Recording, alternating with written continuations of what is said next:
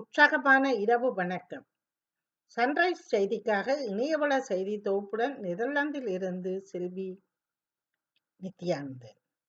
வெசக் தினத்தை முன்னிட்டு யாழ்ப்பாண சிறைச்சாலையில் இருந்து 20 கைதிகள் ஞாயிற்றுக்கிழமை விடுதலை செய்யப்பட்டுள்ளனர். வெசாக் பண்டிகையை முன்னிட்டு ஜனாதிபதியின் பொது மன்னிப்பின் கீழ் நாடு பூராகவும் 388 சிறை கைதிகள் விடுதலை செய்யப்பட்டிருந்தனர். சில குற்றங்களுக்காக குறுகிய கால சிறை தண்டனை விதிக்கப்பட்ட கைதிகளே இவ்வாறு விடுதலை செய்யப்பட்டுள்ளனர்.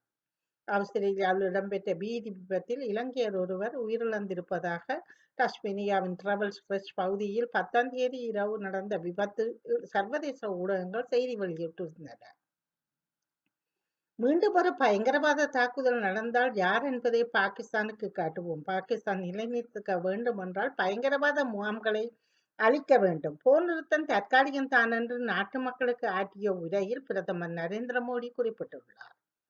போர் நிறுத்தத்தை மீறி ஜம்மு காஷ்மீர் மாநிலம் சம்பாவில் பாகிஸ்தான் ஏவிய ட்ரோன்களை இந்திய ராணுவம் சுட்டு வீழ்த்தியுள்ளது. பகல்காம் சம்பவத்தை தொடர்ந்து பாகிஸ்தானிய பயங்கரவாத முகாம்கள் மீது இந்திய ராணுவம் அதிரடி தாக்குதல் நடத்தியுள்ளது. பாகிஸ்தான் ஏவிய துருக்கி நாட்டு ட்ரோன்கள் அனைத்தையும் நமது உள்நாட்டு தயாரிப்பு நவீன ஆயுதங்களின் உதவியுடன் சுட்டு வீழ்த்தினோம் என்று ராணுவ தளபதிகள் பெருமிதத்துடன் தெரிவித்துள்ளனர். இதைத் தொடர்ந்து இரு நாடுகளுக்கும் இடையே 3 நாட்களுக்காக எல்லையில் மோதல் நீடித்துள்ளது. இந்திய ராணுவத்தின் அதிரடி தாக்குதலை தாக்குப்பிடிக்க முடியாத பாகிஸ்தான் ராணுவம் போர் நிறுத்தம் செய்ய வேண்டுகோள் விடுத்துள்ளது.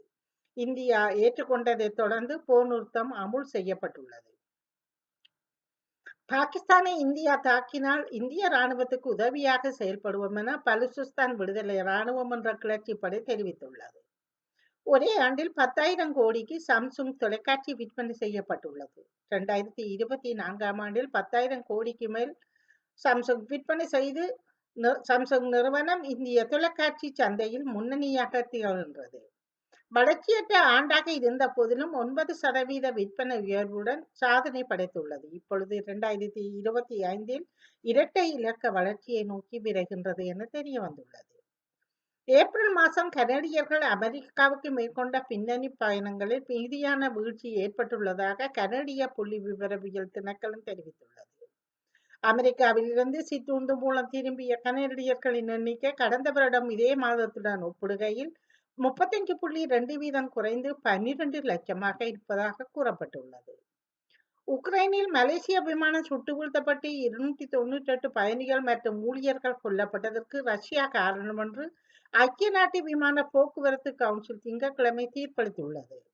குறித்த விமானத்தில் 196 நெதர்லாந்து குடிமக்களும் 38 ஆஸ்திரேலியா குடிமக்கள் அல்லது வசிப்பவர்கள் பயணித்திருந்ததாக நெதர்லாந்து ஆஸ்திரேலிய அரசாங்கங்கள் தனித்தனி அறிக்கைகள் தெரிவித்திருந்தன.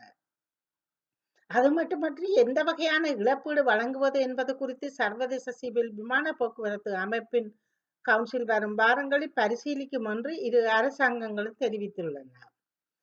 2014ஆம் ஆண்டு ஜூலை 17இல் மலேசியன் ஏர்லைன்ஸ் விமானம் MH17 அம்ஸ்டர்டாமில் இருந்து கோலாலம்பூருக்கு புறப்பட்டிருந்தது.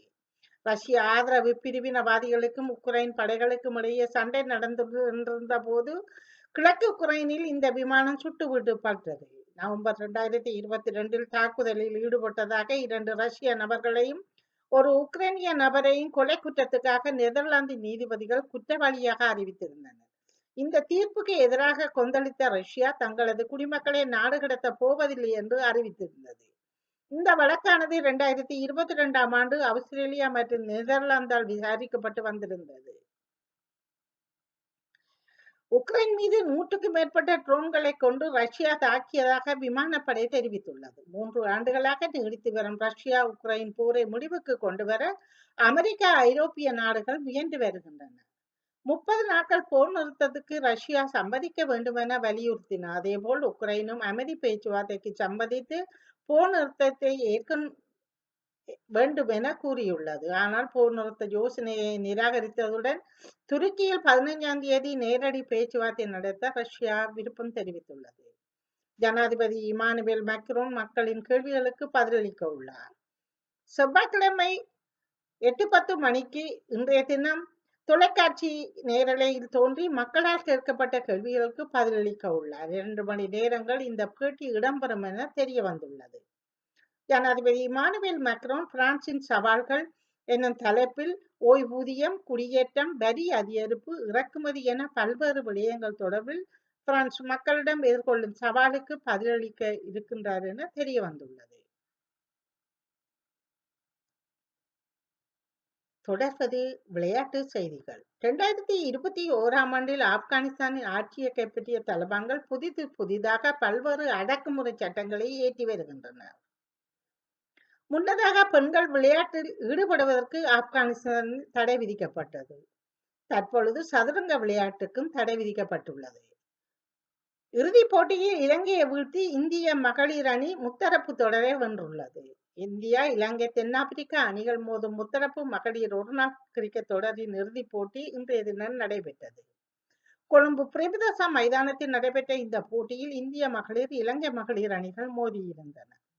நாணய சுழற்சியில் வென்றிய இந்திய அணி முதலில் துடுப்பாட்டத்தை தேர்வு செய்தது. 50 ஓவர்கள் முடிவில் 7 விக்கெட் இழப்புக்கு 342 ஓட்டங்கள் எடுத்திருந்ததாக தெரிய வந்துள்ளது.